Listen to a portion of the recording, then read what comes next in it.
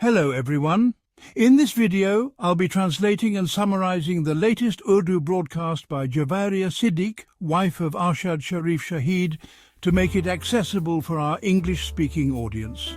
Let's go through the key developments and insights in Javeria Siddiq's words. We will talk about air accidents, particularly about two that I personally covered. One was the tragic Air Blue crash, and the other was Boja Air's crash.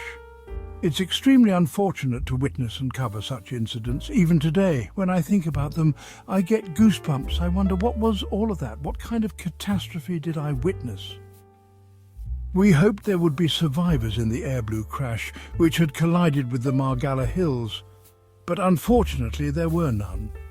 There was only fire, blood, and pieces of people. It was incredibly tragic. I cannot even begin to explain how people were being brought in tied up in sheets. That day, we were even beaten by the police during a baton charge. We saw so much.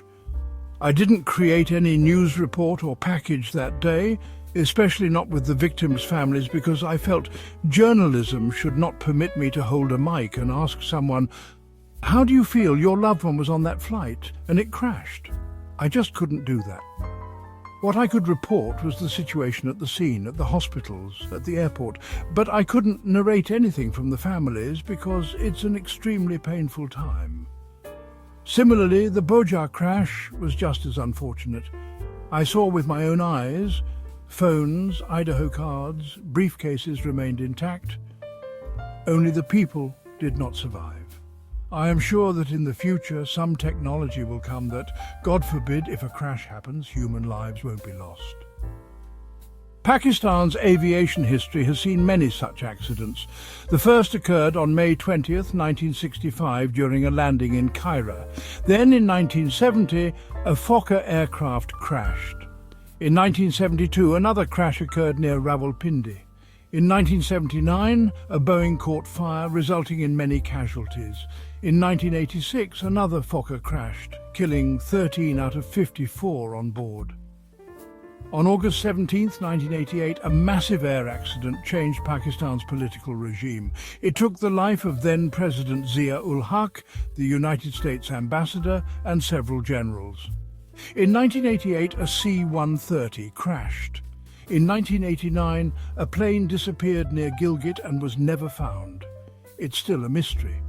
In 1992, a Pakistani flight crashed into a mountain in Nepal during bad weather, killing all 155 passengers and crew.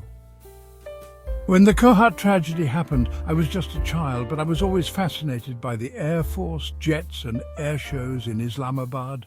In that crash, Musaf Ali Mir was martyred. It felt like a personal tragedy. He was my first hero. He flew F-16s. May Allah grant him mercy.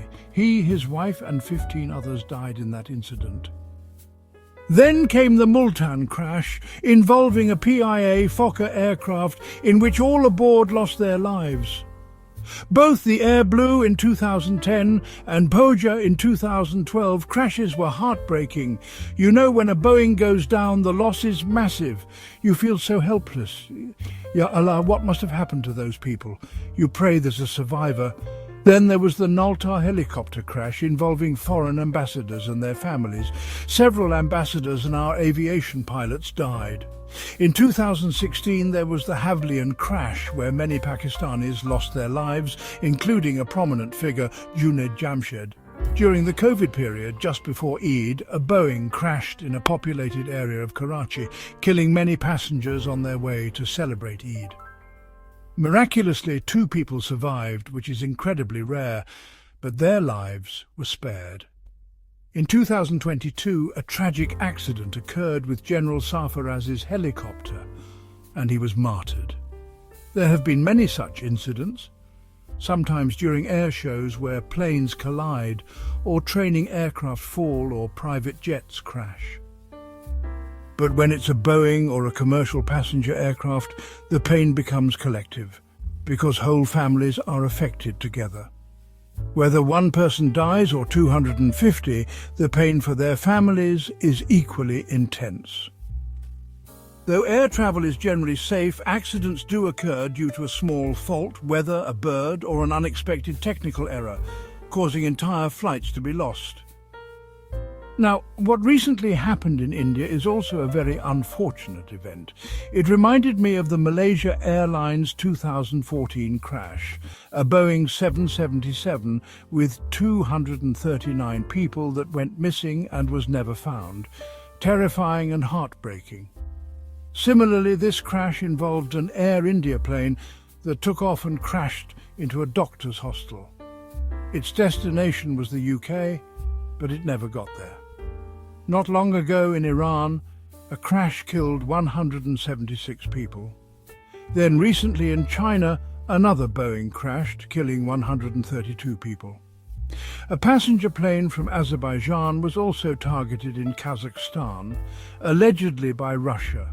In Japan, in 2024, a major Boeing crashed into a smaller aircraft, but thankfully all passengers survived despite the fire. This current Air India tragedy has claimed nearly 250 lives, with one miraculous survivor. His life was spared. If we look at only India's passenger plane accidents, well, in 1978 a crash near Mumbai killed over 200 people. Then, in 1988, an Air India flight to Ahmedabad crashed during landing, killing 130. In 1991, a crash near Manipur killed 69 people. In April, though the year is unknown, an Air India flight crashed during takeoff, killing 55.